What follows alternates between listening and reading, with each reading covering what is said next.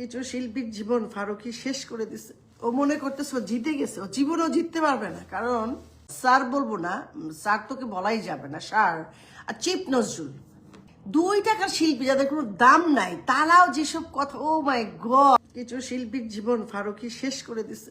ও মনে করতেছে ও জিতে গেছে, ও জীবনেও জিততে পারবে না। কারণ ও যেভাবে আমাদের দেশটাকে, আমাদের শিল্প সংস্কৃতিকে ধ্বংস করছে, আমাদের কত শিল্পীরা বসে আছে ভাই। যদি আমি প্রাউডলি বলতে চাই, আমি যার সন্তান, অমলেন্দু বিশ্বাস, জ্যোৎস্না বিশ্বাস, আমার কিন্তু আত্মীয় সব জায়গায় আছে। কারণ আমার বাবা মা এত জনপ্রিয়, আজকে প্রথম আলো বলুক, ডেইলি স্টার বলুক, তারা সবাই কিন্তু আমার বাবা মাকে শ্রদ্ধা করে। কিন্তু আমি কখনো কারো কাছ থেকে ওই সুযোগগুলো নেইনি। এই যে বাসায় যে, অফিসে যে বসে থেকে দিনের পর দিন তেল মেরে একটা কাজ জোগাড় করা, এগুলো আমি করি নাই। ওইগুলো আমি জানি না, কারণ আমি জানি আমার কোয়ালিটি আছে। আমার কোয়ালিটি আছে ভাই, আমি একজন শিল্পী হয়ে জন্মেছি। সো আমার তো কারোর সাথে হিচ করার দরকার নাই, আমার সাথে কারোর সাথে মারামারির দরকার নাই। দিনের পর তারা এত কাজ করেছে, তাদের এত টাকা যে কাউকে মানুষই মনে করে, এবং তাদেরকে সবাই হেল্প করেছে।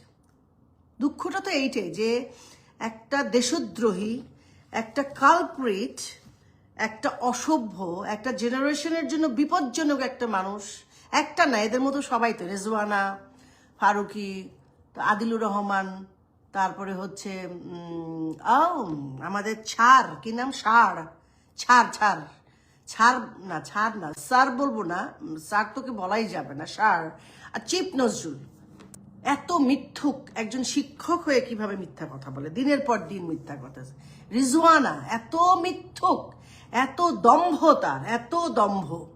2 টাকার শিল্পী যাদের কোনো দাম নাই, তারাও যেসব কথা, ও মাই গড, মানে 2 টাকার, মানে ওরা হাসিনা আপার সাথে একটা ছবি তুলবে, ছবি তুলে সেই ছবিটা আবার তাদের ফেসবুকে আপলোড দিয়ে একদম ইয়েতে মানে রাখবে, রেখে মানে বলবে যে আমি তো অনেক, হঠাৎ যে হাসিনা আপা চলে গেলেন অমনি তার ছবি সরাইয়া তারে নিয়ে আজে বাজে গালিগালাজ, আমাদেরকে গালিগালাজ, এবং প্রতিটা শোতে যাইতেছে মনে করে আমাকে উদ্দেশ্য করেই গালে। আমি কি করছি আমি নিজেই জানি না, আমি কি করছি।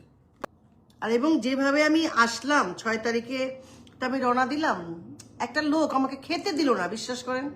কতবার আমি ওই লোকটারে সারা জীবন আমি অবশ্যই পাবো, সেই লোকটা সে কে, কি করে, বারবার আমাকে খাওয়া থেকে উঠাইছে, আমাকে খেতে দেয় না, আমি দেশটা ছেড়ে চলে আসছি। আমার যে কত মানে হাফ ডান কাজ বাংলাদেশে পড়ে আছে, ব্যাংকের সাথে ঝামেলা হচ্ছে, কত রকমের যে ঝামেলা আমি বলতেও পারবো না।